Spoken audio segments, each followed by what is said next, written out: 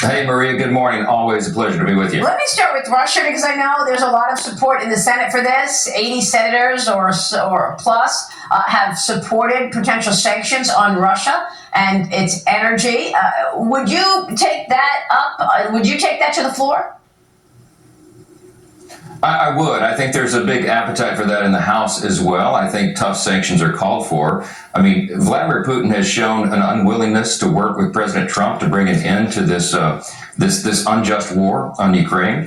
And we got to talk tough and we got to act tough. That's what he responds to. He's a bully, and if you don't treat him as such, then he'll continue to run his rampage through Ukraine. And we got to bring an end to that. We need peace in this conflict. It's long overdue. And of course, part of the money being allocated toward defense, an increase there is in the big, beautiful bill. Congratulations to you for getting that over the finish line in the time that you promised, July 4th. The president signed it into law. Tell me how that money will be allocated with regard to defense. What do you want to see happen? Well, look, the big, beautiful bill was a landmark achievement. America First is no longer just an agenda. It's now the law of the land. And to your point, the big investment there was in border security and national defense. The bill did a lot of things, but this is really important. So this money will go to help us ensure the policy of peace through strength. We have to invest appropriately and smartly in our military industrial base right now. It's a dangerous world where our adversaries are China, Russia, Iran, North Korea. They've united together in so many ways. And we're showing everybody around the world, like that little clip you just showed from Prime Minister Netanyahu, that America's back. And that strength is what is going to maintain the peace. So these investments are important. It's in naval vessels and ships, in our new kind of warfare. And by the way, there's an investment here in the Golden Dome, which will help us have real security in our homeland. So lots of things here, very strategic. We're spending the money efficiently and effectively. That's what the American people demand and deserve. And of course, you and your colleagues were also able to stop what would have been the biggest tax increase that anyone has seen with the extension of the tax cuts. I want to get your take on what's next. Where does the legislative agenda go now? And are you expecting to do a second reconciliation package later on in the year?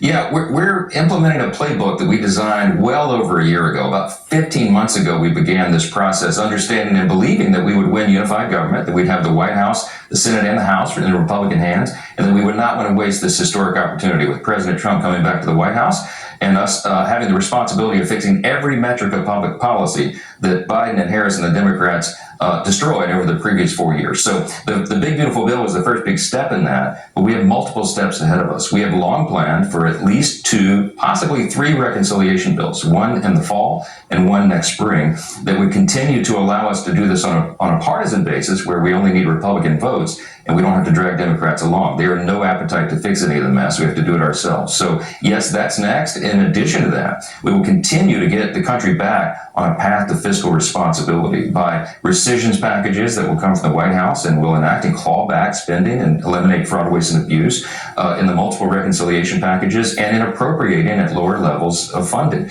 All these things will be done while we're codifying more of President Trump's executive orders. He's been very busy. We will be as well. We have a lot more work ahead of us. Well, it's a great point that you make because some people were critical of the fact that we haven't seen a lot of codifying in Congress of President Trump's executive orders. Where specifically would you want to see that? Yeah.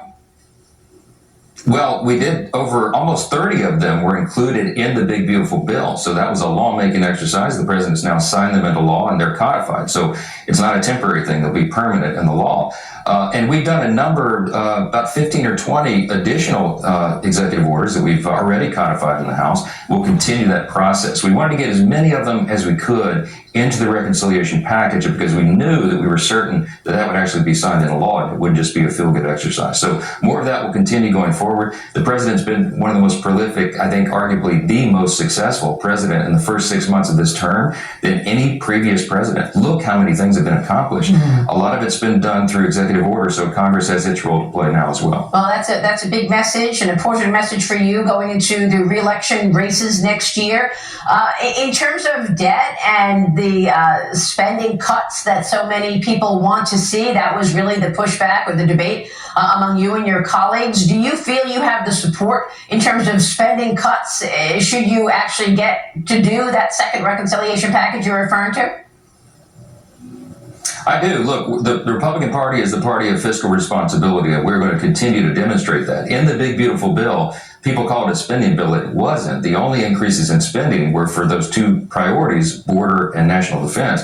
Everything else was carving back and saving money from the budget, which is why I call it a reconciliation bill. So we would have actually achieved, and we will, in excess of $1.6 trillion in savings. That is an historic number. No Congress, no legislative body in the history of the planet Earth has ever saved so much in a bill. Now, it's just the first step, though, Maria, as we point out. We have a $37 trillion federal debt. You and I talk about this all the time. We all do. And we have to have a combination of reduced spending and greater economic growth. We put jet fuel into the economy with the One Big Beautiful Bill. It will be that. And extraordinary growth. We're projecting 3% going forward and $4 trillion in new revenue just out of the legislation. But more is ahead. And the tariff policy and the other policies of the Trump administration have been wildly successful. In fact, we had a budget surplus, as you know, in the month of June, first time since 2017, when President Trump was last in the White House. So more of that is ahead. Every American will feel it. And the Big Beautiful Bill was geared and written for lower and middle class earners in the country. They're going to be feeling really good as we go into that midterm election in 26. I'm really glad you mentioned the surplus. I was going to raise that because there was so much hysteria over President Trump's tariffs, and yet look what it is getting you, $100 billion in tariff revenue on an annualized basis, actually creating a surplus. For the month of June, the last time we saw a surplus was the president's first term in 2017. But, sir, I want to switch gears and ask you a bit about the FBI and the DOJ, because we still don't have enough information on the shooter. It is 1 year ago today that the president was shot out and, of course, got grazed and hit in the ear. And people are wondering why we don't have more information about this. I spoke with the FBI Director Kash Patel about it recently, and here's what he told me. Watch. Two reasons. Two open, ongoing prosecutions. So 2 of the investigations are obviously closed because the individuals are dead. But there's 2 live prosecutions. And so we can't get ahead of the federal court case. A lot of that information will come out in the federal court cases, but we have personally invested our time in making sure that we have looked at any possible international connections to terrorism and adversaries alike. And we've both been down to Quantico. Speaker, do you have any other information about this shooter? I don't. Look, we had a bipartisan task force that worked in the House very, very quickly and looked very closely at what happened in Butler, Pennsylvania. The terrible mistakes that were made there, the errors. They came up with 30 recommendations to address those mistakes and ensure they don't happen again. We have new leadership, of course, at the Secret Service. We're counting on them to do that job, and I think they will. We have some very patriotic, faithful people who work in that agency, but they have a big task. So does DOJ, and so does the FBI. That work has to continue at a steady pace, and the American people deserve answers. There's more to come. Mr. Speaker, real quick before you go, I know you're waiting on the supplemental package for the emergency money, for the devastation and the tragedy in Texas. What's the timing on that? How much do you expect? Well, I know that we've got every available federal resource there working, and they're still in the recovery mode at the moment. It'll take a while to tabulate what the losses are. It was devastating, as we know, the loss of human life, just unspeakable, the tragedy there. But the way the process works is FEMA has about $13 billion in a reserve fund right now. They have enough to do the work right now. We'll see when the White House comes forward, gets the final assessments from the state, what supplemental funding requests are made, and we'll address them appropriately. Mr. Speaker, it's great to have you this morning. Thank you, sir.